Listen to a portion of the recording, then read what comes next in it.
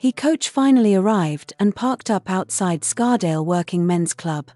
The eternal Club Secretary, Earnest Blackstock, called, in sergeant-like fashion, to the holidaymakers, "Right, coach is here. Everyone out and make a single file this way, and I'll get you all on the bus." They all made their way out of the club and toward the waiting coach. "Give your bags to the driver and then make your way to the front of the bus for boarding. When you get there, Edna will tell you where to sit." There was a gallery of colors, shapes, and characters which started to file onto the bus, all under the military eye of Edna. A mining village with its surrounding carbuncles of black slag heaps and pit towers was generally a dark and dreary sort of place. The men reflected these somber tones in the color of their attire. Their jackets and trousers rested beneath various shades of black, and only their shirts bore notes of brighter colors. The style of their haircuts, although differing in style, shade, and thickness, all bore lashings of Brylcreem to keep the look set in place. When Ronnie stepped onto the bus, Charlie Hudd leant over to his wife and whispered, "What the fuck has he got on his head?" To which his wife replied, "That's the new Elvis look, with the quiff." Ronnie did, indeed, sport the newest hairstyle from America, but there was something not quite professional about it, and the quiff, when its owner walked forward, seemed to wobble with a life of its own. "Looks like Jack Priestley has thrown his dead dog on Ronnie's head," remarked Charlie back to his wife. In contrast to the men, the women from Scardale took great abhorrence at reflecting the door shades of the pit village, and they each took utmost pains to adorn their bodies in the gaudiest attire of color.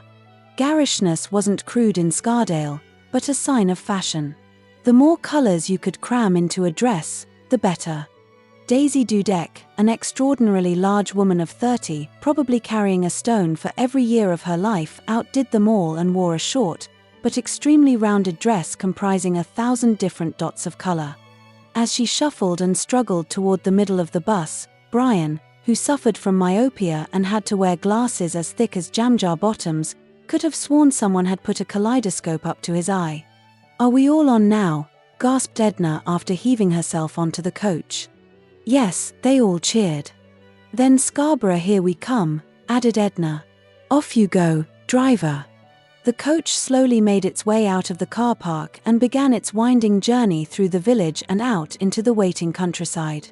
It was a 2-hour journey to Scarborough, and halfway through, the heat from both the engine and the summer sun was well into its task of heating up the inhabitants on the bus. "Oh, you know, Ethel, I wish I had left me tights off today," moaned Edna, to which her eternal friend replied, "I'd lend you my fan, but I need it to cool my face, Edna.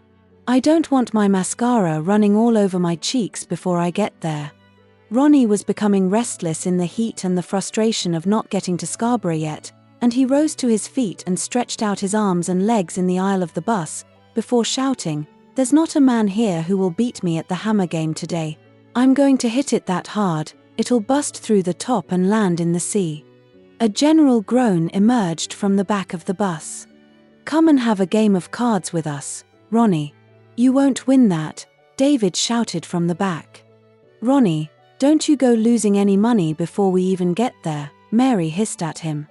"I won't. Don't be a spoilsport, it's only a bit of fun." However, Mary knew he would lose money, he always did at cards, because he didn't have the ability to judge character and trickery.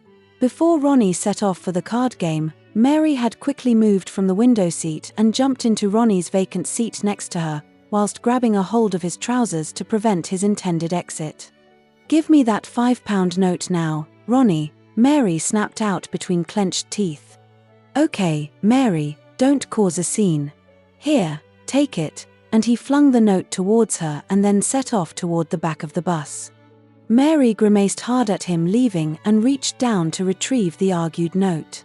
She felt a slight sense of abandonment, although, upon further thought, Mary recollected her husband hadn't been much of a conversationalist all the time he'd been sat there with her. Mary glanced to the side of her and noticed Thomas from across the aisle looking at her. When he saw her look at him, Thomas quickly turned his head to look the other way. For a moment, Mary looked intently at the side profile of Thomas. She had never really observed him before. Has he always been like this? Thomas?" she inquired abstractedly. "Ever since I've known him, Mary.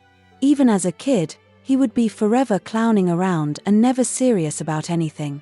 At school he was always in trouble, and there wasn't a day when he wasn't outside the headmaster's office, waiting for the cane. He's a character who's in an endless search of fun. He somehow isn't like the rest of us. Bad luck or bad fortune don't seem to register with him. He simply plows through them as though they were invisible. But, I suppose, it's better than being pessimistic." Mary paused before replying, once again taking even more notice of Thomas. "I've never known you speak so many words, Thomas. In fact, I don't think we've ever had a conversation in all the 2 years I've known you. You're right, Ronnie is like a regular child and always will be, I suppose. Sometimes it's hard, though, living in a frivolous bubble with Ronnie. Sometimes, you have to view life with a certain degree of seriousness, so that you don't make stupid mistakes, which cannot be remedied, and will be bitterly regretted later. Ronnie has no understanding of money whatsoever. He knows he has to work hard, and he does work hard to get money, but once he's in possession of money, he's hell-bent on losing it. See this $5 here," and Mary produced the £5 note and held it up to Thomas betwixt 4 fingers. "He would have lost this in a matter of minutes. He would have lost something he'd grafted a whole week for down the pit. That's the sort of irresponsible man I married. He does have a good heart, though, Mary. Don't give me that cliché, Thomas. A good heart is merely a burden and hindrance to happiness when it is bereft of sense at the time. A good heart bereft of sense is positively harmful to one's daily existence," she shot back. There was a moment's quiet before Thomas changed the subject somewhat. "You're very wordy, aren't you, Mary?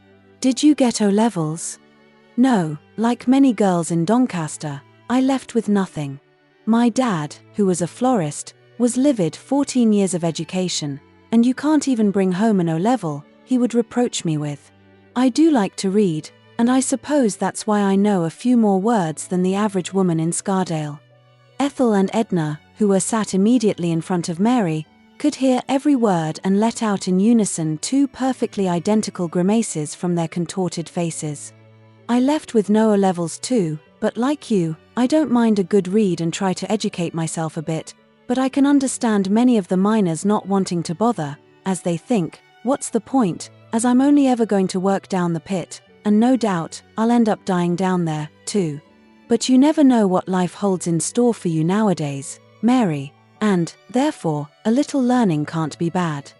"A little learning is a dangerous thing in Scardale, Thomas," replied Mary loudly, noticing Ethel and Edna craning their necks between the headrests to listen, "and I can name a couple of corpulent amoebas who would fairly burst, if they could understand what I was on about." "I hope you're not talking about us, Mary Hardacre," winced Ethel, as she shoved her rounded and red face through the seat rests. "Would I do that, Ethel? You have such a charming, self-effacing manner, and insulting you would be tantamount to baseless indulgence in wicked sin, now wouldn't it?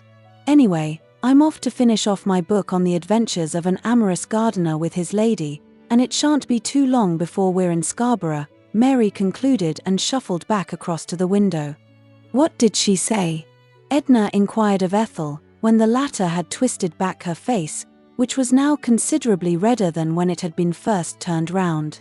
"Never mind, Edna," she spat. "Give me that fan, me legs in these tights can't take any more," and finally muttering, "I'll find out what the words mean in Scarborough." "You bet I will."